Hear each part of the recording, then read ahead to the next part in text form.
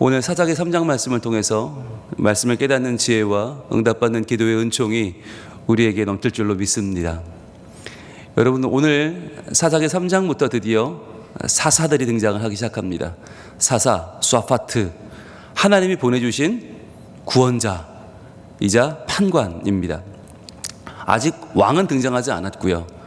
왕은 세습하여 한 가문 안에 계속 이어진다고 하면 사사는 이례적이죠.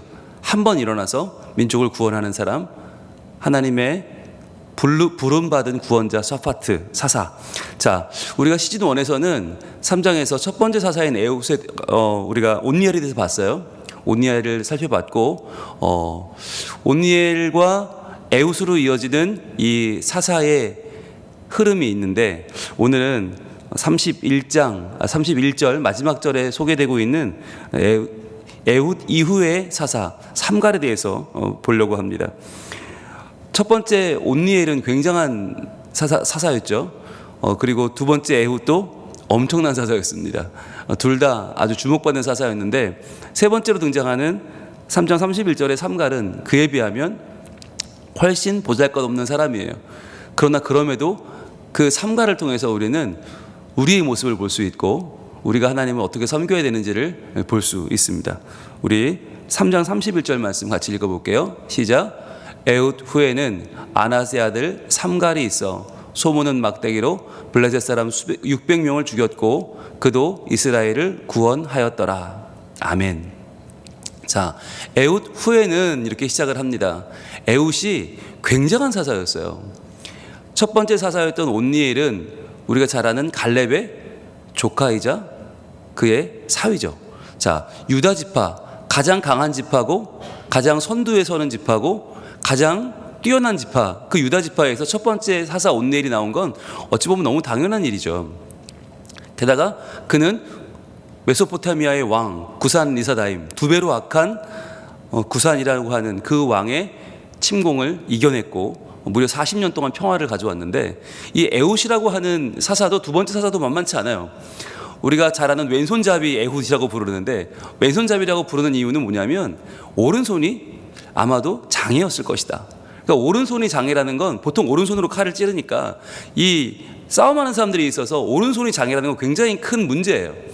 그런데 그럼에도 불구하고 왼손을 계속 연습한 거죠. 계속 왼손을 연습해서 모압 왕 에글론이 무려 18해 동안 이스라엘을 압제하고 괴롭힐 때 그 모압 왕에게 독대를 청해서 들어가서, 쟤는 오른손이 붉으니까 저런 아이는 힘이 없을 거야. 그러니까 독대를 받아들였는데 그 왼손으로 모압 왕 에글론을 죽였던 에훗이라는 사사가 등장을 합니다. 근데 에훗이 그렇게 모압 왕을 죽이고 찾아온 평화가 몇 년이었냐? 80년이에요. 어마어마한 평화가. 그러니까 온니엘이 40년, 에훗이 80년, 120년의 평화를 가져온 다음에 등장한 사람이 오늘의 삼갈이라고 하는 사람인데요. 그런데 삼갈은 앞에 나와 있는 온니엘과 그리고 에훗과는 사뭇 다릅니다. 왜냐하면 보세요. 아낫의 아들 삼갈이라고 나오는데, 여러분, 아나트, 이게 뭐냐면 가나안의 여신 이름이잖아요. 아나트, 가나안의 여신. 그러니까 아마도 삼갈은 이스라엘 사람이 아니라 가나안 사람이었을 수도 있다라고 많은 사람들이 해석을 해요. 게다가 삼갈이라는 이름이 여러분 성경에서 보신 적 있어요? 삼갈. 우리 처음 봐요. 이런 이름이 없어요. 그러니까 삼갈이 히브리식 이름이 아니에요. 그러니까 아마도 이 가나안 사람이었을 것이다라고 해석을 하기도 합니다. 그러니까 가나안 사람이었는데 이스라엘로 편입된 게 아닐까. 그래서 삼갈이라는 이름 뜻도 참 여러 가지 해석들이 있는데, 어떤 사람들은 무너뜨린다라는 뜻이라는 거예요. 신께서 무너뜨린다. 그런데 이게 히브리식 이 어원이 아니고, 또 어떤 사람들은 술 따르는 사람이다 라고 하는 사람도 있어요. 술 따르는 사람.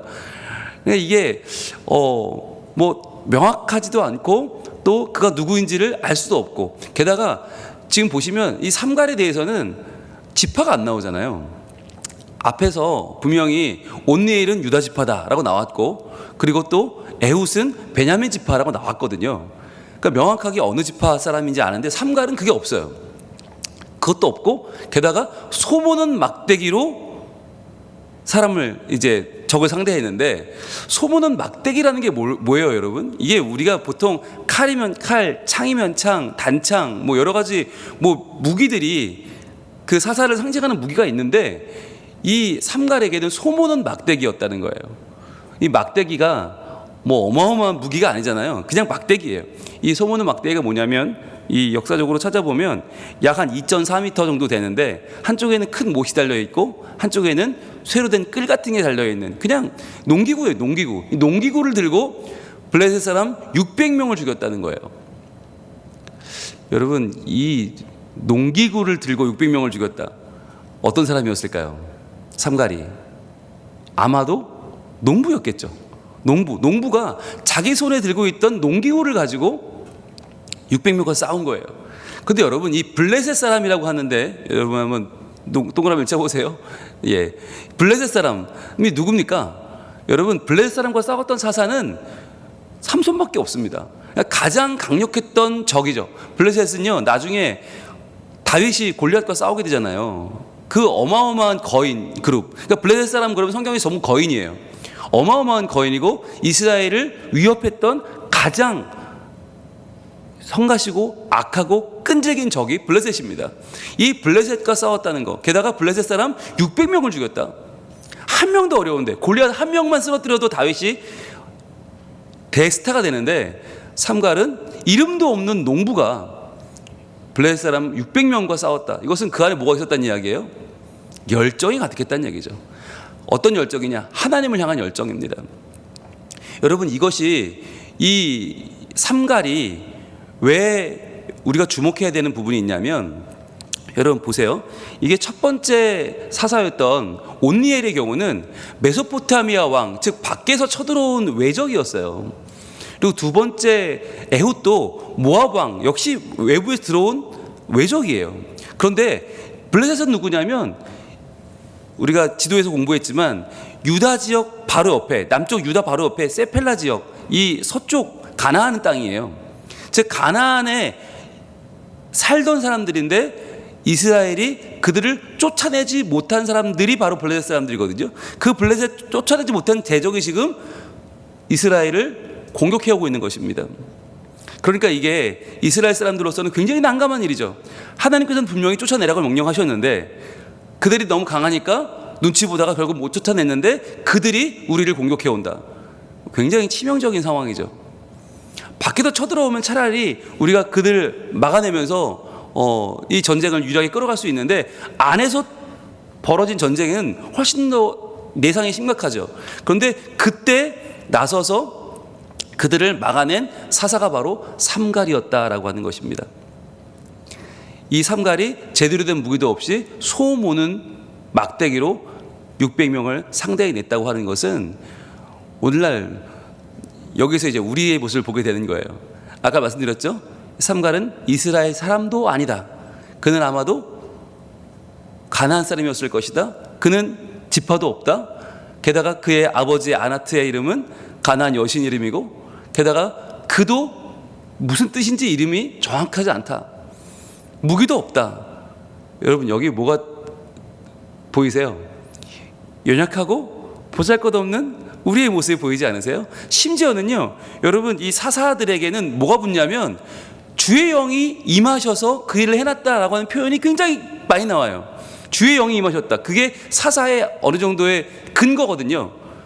사사는 세습되는 것도 아니고 사사는 뽑히는 것도 아니란 말이에요. 그럼 어떻게 이 일을 감당하냐? 주의 영이 임하셨기 때문에. 그게 이제 계속적인 사사기 패턴인데, 삼갈에겐 그것도 없어요. 게다가 삼갈에겐 또 뭐가 없냐? 그로 인하여 몇 년의 평화가 찾아왔는지도 없어요. 그러니까 다른 사사들에 비해서 삼갈은 정말 여러모로 부족한 사람이 맞아요. 게다가 이 삼갈은 또 하나 억울한 게 있어요. 뭐냐면 그의 죽음마저도 사람들은 주목하지 않습니다. 여러분, 오늘 본문 3장 31절에 바로 다음 절이 4장 1절이거든요.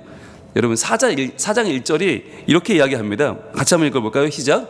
에훗이 죽으니 이스라엘 자손이 또 여호와의 목전에 악을 행하매. 에훗 동그라미 해보세요. 아니, 분명히 바로 전절에 삼갈이 나왔잖아요. 에훗 후에는 삼갈이 있어라고 삼갈이 나왔는데 4장 1절은 다시 또 에훗이에요. 그러니까 에훗이라는 이 사사가 온니엘과 에훗이 너무나 큰 대사사였어요. 너무나 위대한 사사였기 때문에 삼갈은 잊혀져 버린 거예요. 한 절 만에 잊혀지고 다시 사람들의 주목은 에훗으로 갑니다. 여러분, 이게 삼갈로서는 얼마나 억울하겠어요. 분명히 내가 존재했는데, 내가 분명히 600명 블레셋 물리치고 내가 어마어마한 대승을 거두었는데도 불구하고 사람들의 관심은 다시 사사 에훗에게 가는 거죠. 여러분, 이렇게 되면 어떤 일이 벌어질까요?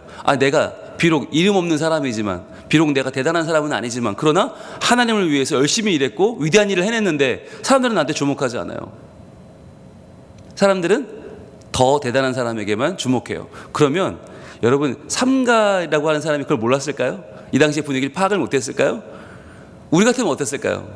아마 소문은 막대기로 많은 적과 상대할 수 있다 해도 포기하지 않았을까요?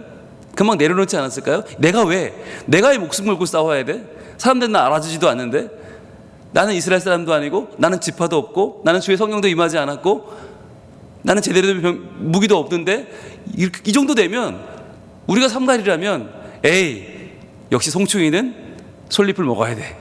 역시 나는 안 돼. 나는 아직 내 때가 되지 않았고, 나는 아직 나설 명분이 없고, 나는 아직 이 일을 할 만한 사람이 아니야 라고 그냥 막대기 던져놓고 도망치면 그만이에요.